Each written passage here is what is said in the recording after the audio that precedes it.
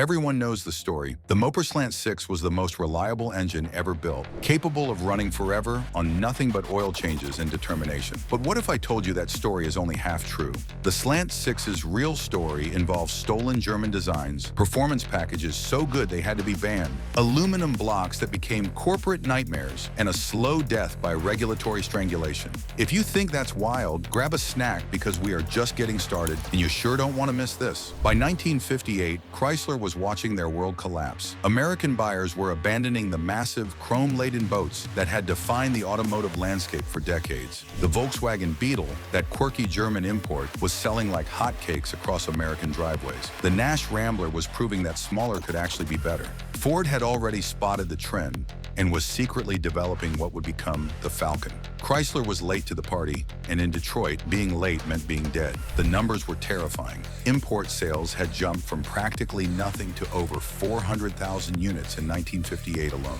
These weren't luxury buyers looking for European prestige. These were regular Americans choosing foreign cars because they made more sense. Better fuel economy, easier parking, lower purchase prices, and surprisingly, better build quality than Detroit was offering. Chrysler's leadership realized they had months, not years, to respond. The solution came in the form of the Valiant Project. Chrysler's design team, led by Virgil Exner, worked frantically to create a compact car that wouldn't look like a shrunk-down version of their full-size models. They succeeded brilliantly with the styling, creating a distinctive, almost European look that would influence automotive design for years. But style meant nothing without the right engine. And here's where Chrysler faced their biggest problem. Their existing L-head straight six was a dinosaur. Massive, heavy, and completely unsuitable for a compact car. They needed something new, something efficient, something that could be built quickly and cheaply. William Weertman, a project engineer who would become a legend within Chrysler, was handed an impossible task. Design a completely new engine in record time with minimal resources. Weertman's team didn't have the luxury of starting from scratch. They needed inspiration,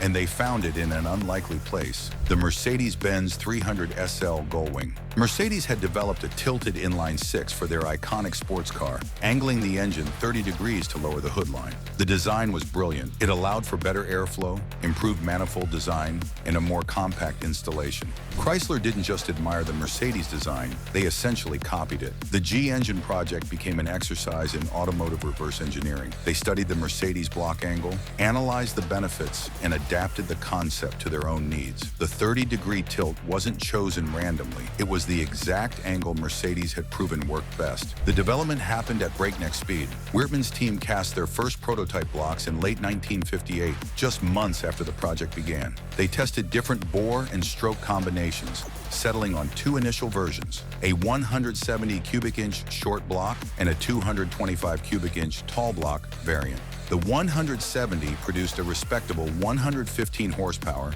and 155 pound-feet of torque. Not earth-shattering numbers, but decent for a compact car engine of the era. But Chrysler made one crucial decision that would define the Slant Six's character forever.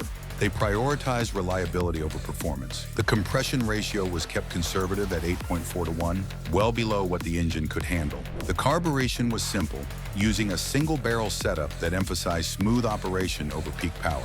Every component was over-engineered for longevity rather than maximum output. The engine debuted at the British International Motor Show in 1959, powering the 1960 Valiant. Chrysler marketed it aggressively as a fuel-efficient alternative to larger engines, capable of delivering 20-plus miles per gallon when most American cars struggled to hit 15. The advertising campaign was brilliant. They positioned the Valiant as nobody's kid brother, willing to take on any competitor, domestic or foreign. The gamble paid off immediately. The 1960 Valiant sold over 194,000 units in its first year, a massive success for a completely new model.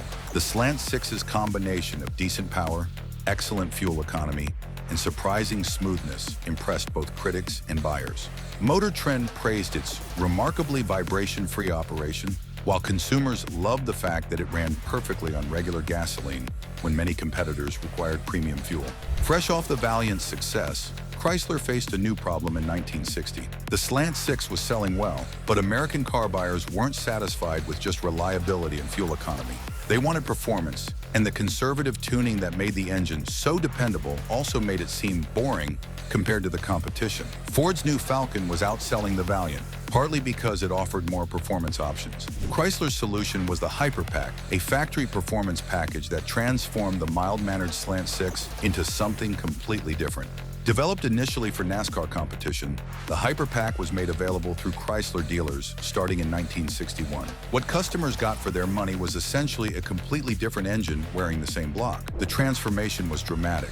The standard single-barrel carburetor was replaced with a 4-barrel unit mounted on a longer, higher-flow intake manifold. The air cleaner was redesigned for maximum airflow. Dual exhaust headers replaced the restrictive single exhaust system.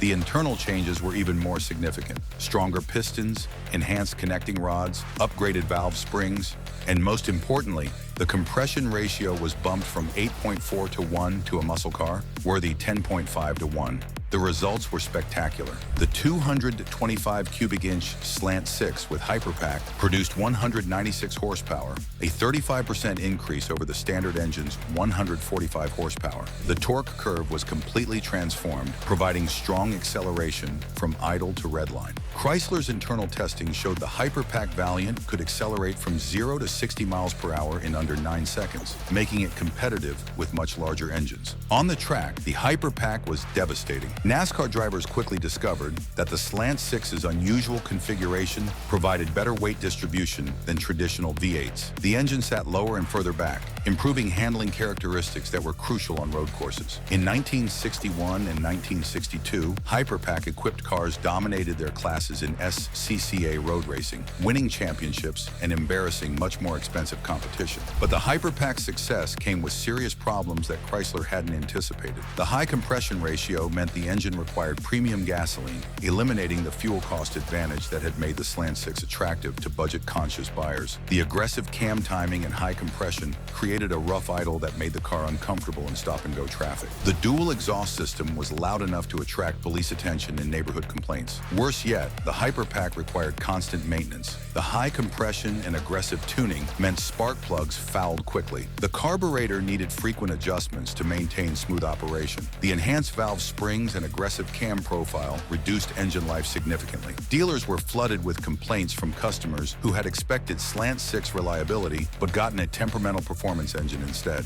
The fuel economy that had been the Slant Six's calling card disappeared completely. Where a standard Slant Six could achieve 22 to 24 miles per gallon in highway driving, the Hyperpack struggled to reach 14 miles per gallon under the same conditions. In city driving, fuel consumption was so bad that some owners reported single-digit mileage figures. Chrysler found themselves in an impossible situation. The Hyperpack was incredibly successful in racing and provided the performance image they needed, but it was destroying the practical, reliable reputation that was driving Slant Six sales. Dealer service departments were overwhelmed with Hyperpack warranty claims, while standard Slant Six customers rarely needed any service at all. The breaking point came in late 1962. Chrysler's racing division was developing new wedgehead V8 engines and the legendary 426 Hemi for NASCAR competition. These engines provided more power than the Hyperpack could ever achieve, making the high-maintenance 6-cylinder package unnecessary for racing. Meanwhile, customer complaints about Hyperpack reliability and fuel economy were beginning to damage the entire Slant Six line's reputation.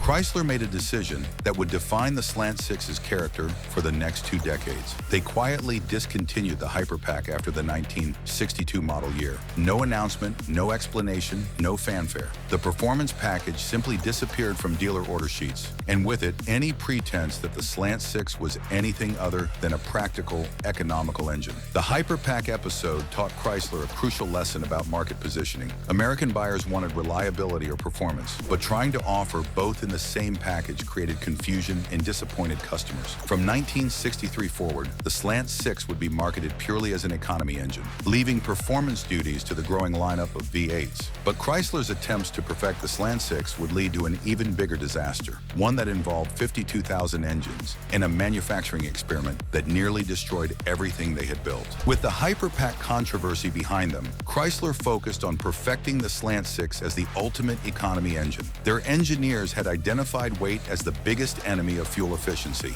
and in 1960, they made a bold decision that would become one of the most expensive mistakes in automotive history. They would build Slant Six engines with aluminum blocks instead of cast iron, saving approximately 75 pounds per engine and improving fuel economy by an estimated 2 to 3 miles per gallon. The aluminum block project seemed brilliant on paper. General Motors had experimented with aluminum V8s in the Corvair and Vega with mixed results, but Chrysler's engineers believed they had solved the fundamental problems. The Slant Six's conservative design and low-stress operation should have been perfect for aluminum construction. The weight savings would make their compact cars more competitive with imports, while the improved fuel economy would appeal to cost-conscious buyers. Chrysler invested heavily in the aluminum casting equipment and processes needed for the new blocks. They partnered with aluminum suppliers to develop new alloys specifically designed for automotive engine applications. The initial prototype engines showed promising results. They ran smoothly, maintained proper temperatures, and delivered the expected fuel economy improvements. Production began in 1960 for the 1961 model year.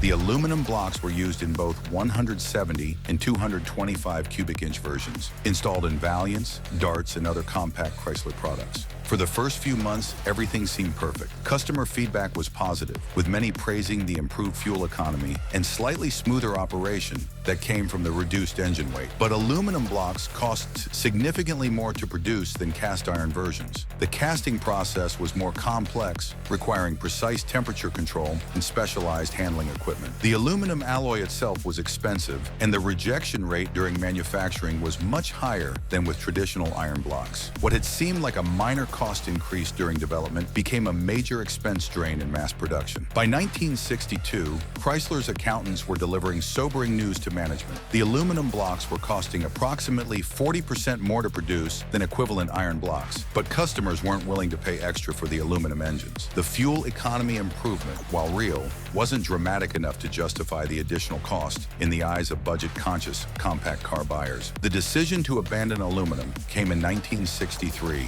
after Chrysler had produced approximately 52,000 aluminum Slant Six engines. The remaining production tooling was converted back to cast iron, and the expensive aluminum casting equipment was sold off at a massive loss. The aluminum block experiment had cost Chrysler millions of dollars and taught them a harsh lesson about the relationship between engineering excellence and manufacturing economics. But the aluminum disaster was just the beginning of the Slant Six's manufacturing problems. In the early 1970s, Chrysler made another cost-cutting decision that would prove even more damaging to the engine's reputation. They switched to electric welding for the aluminum intake and exhaust manifolds, replacing a more expensive but reliable brazing process. The electric welding decision seemed logical. It was faster, required less skilled labor, and reduced manufacturing costs. But the new welding process created weak points in the manifolds that would fail after several years of use. The aluminum manifolds would crack along the weld lines, causing vacuum leaks that destroyed engine performance and fuel economy. Customer complaints began flooding Chrysler service departments in 1974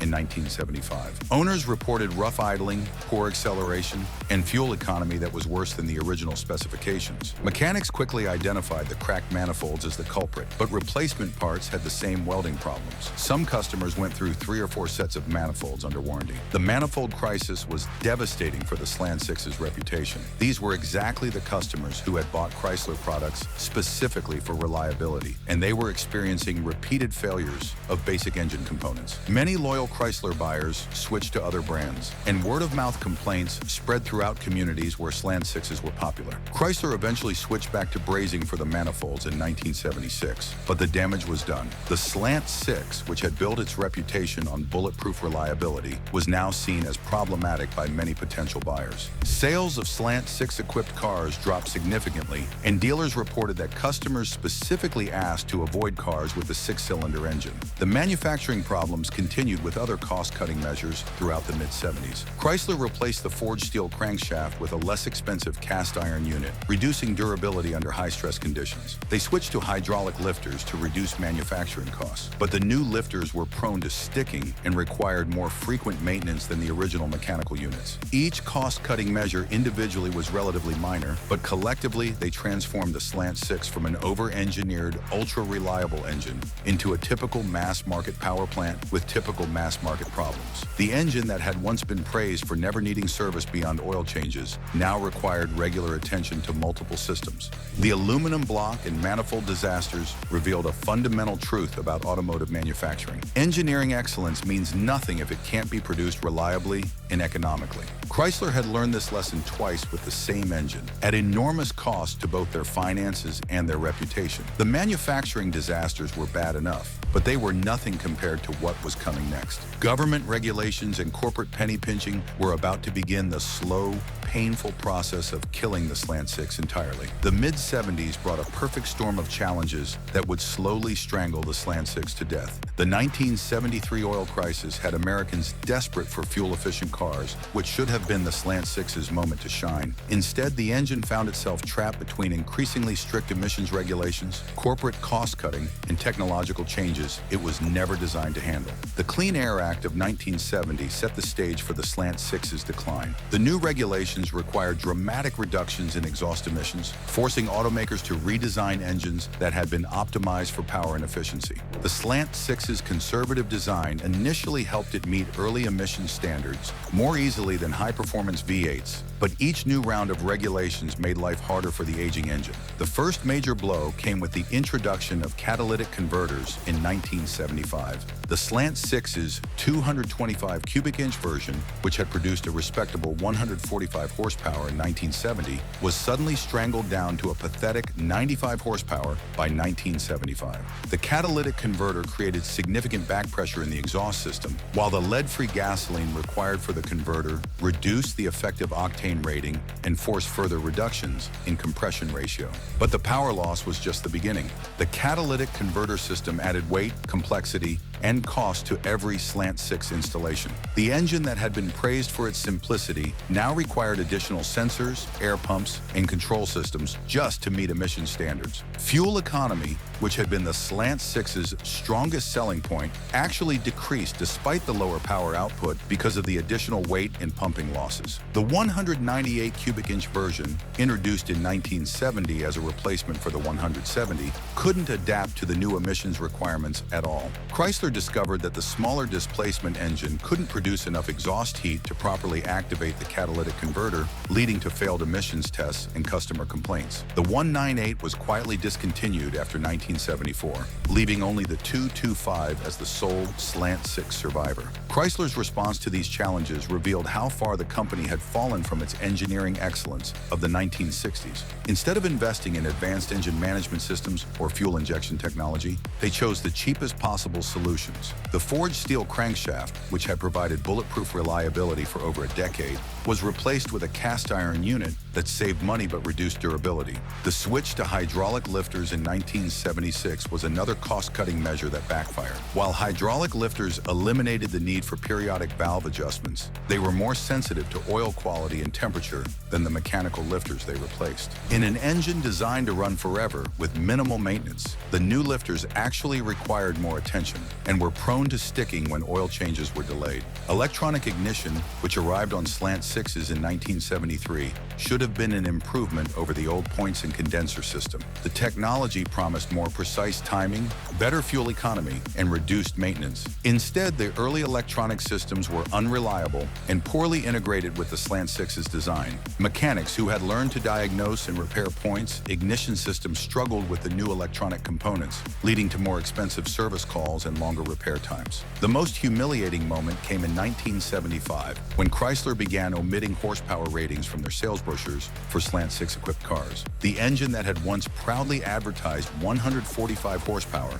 was now so weak that Chrysler was embarrassed to mention its power output. Instead, they focused marketing on fuel economy claims, but even those were disappointing compared to the new generation of four-cylinder engines from Japan. Chrysler's engineering team made increasingly desperate attempts to keep the Slant Six competitive throughout the late 70s. They experimented with lean burn combustion systems, electronic fuel injection, and various carburetor modifications. However, each new system added complexity and cost without delivering meaningful improvements in power or efficiency. The lean burn system, introduced in 1976, was particularly problematic. The concept was sound, run the engine with excess air to reduce emissions and improve fuel economy. But the execution was flawed, requiring precise control of air-fuel mixtures that the Slant Six's simple carburetor system couldn't provide consistently. Customers complained of rough idling, poor drivability, and frequent stalling, especially in cold weather. Electronic fuel injection finally arrived on some Slant Sixes in 1981, nearly a decade after European manufacturers had mastered the technology.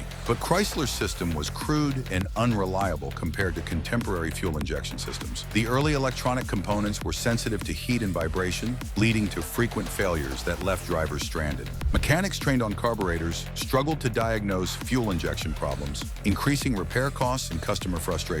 By 1980, the Slant Six was producing just 90 horsepower in its final passenger car applications, less than many four-cylinder engines of the era. The dual catalytic converter system introduced that year reduced power even further while adding weight and complexity. The engine that had once been praised for its smooth operation now suffered from rough idling and poor throttle response due to the emissions control systems. The end came gradually, then suddenly. Slant Six production for passenger cars ended in 1983, with only pickup trucks continuing to use the engine through 1987. Even in trucks, where the Slant Six's low-end torque had always been valued, buyers were increasingly choosing more modern power plants that offered better fuel economy and smoother operation. The Slant Six's death seemed final in 1987, but legends have a way of refusing to stay buried. What happened next would surprise everyone who had written off the old engine. 20 years after the last Slant Six rolled off the production line, something unexpected happened. The engine that Chrysler had been embarrassed to advertise began appearing in online forums, restoration projects, and collector car auctions with a price premium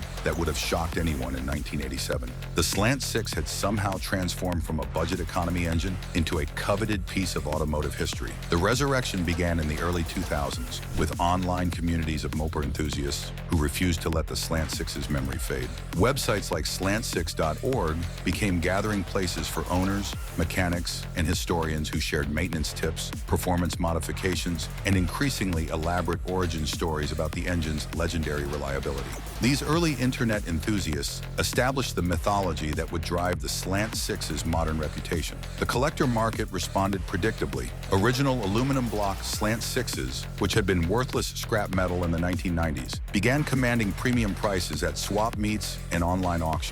By 2020, a good aluminum 225 block could sell for over $1,200 more than many complete running engines of other designs. Early hyperpack components became even more valuable, with original 4-barrel intake manifolds selling for $800 or more. Now, the most interesting aspect of the Slant Six resurrection has been the disconnect between legend and reality. Modern emissions testing of surviving engines shows that well-maintained examples do indeed provide exceptional longevity and reliability, but only when compared to other engines of their era. A 1970 Slant Six is more reliable than a 1970 small block Chevrolet, but both are less reliable than a modern 4-cylinder engine from Toyota or Honda. The fuel economy claims have also been mythologized beyond recognition. A well-tuned 225 Slant Six can achieve 20 to 22 miles per gallon in highway driving, which was excellent for 1970, but unremarkable by modern standards. The engine that was once praised for its fuel efficiency now consumes more gasoline than contemporary V6 engines producing twice the horsepower. Yet the legend persists and even grows stronger with each passing year.